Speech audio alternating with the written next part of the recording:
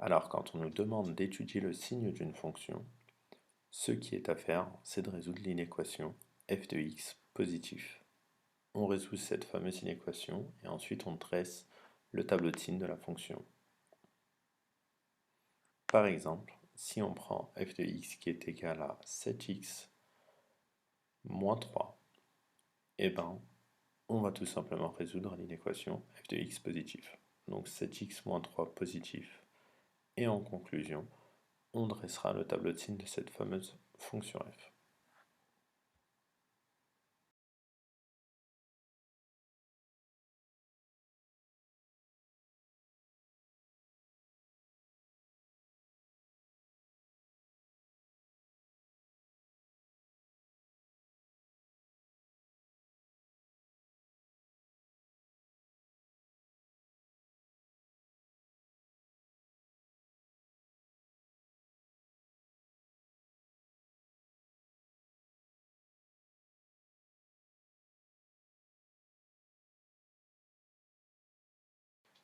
Donc pour le tableau de signes, je rappelle qu'on fait une première ligne où on met les abscisses, les valeurs de x se balade entre moins l'infini et plus l'infini, et on remet la solution qu'on a trouvée juste avant, le 3 septième, entre les deux.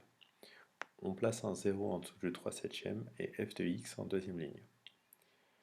Et ici, on commence toujours par placer le signe de a tout au bout du tableau. Donc ici, f de x est égal à 7x moins 3, a est égal à 7, donc a est positif, et on commence par mettre un signe plus tout au bout du tableau. Et quand on rencontre un 0, eh ben, en général, on change de signe, donc on met un signe moins. On a dressé le tableau de signes de la fonction f. Ici, on a résolu, on a répondu à notre question qui était étudier le signe de f. Alors maintenant, pourquoi est-ce qu'on met les signes dans cet ordre-là? Moins puis plus. Parce que la fonction f, ici c'est une fonction affine, elle est croissante. Elle est croissante parce que son coefficient directeur est positif.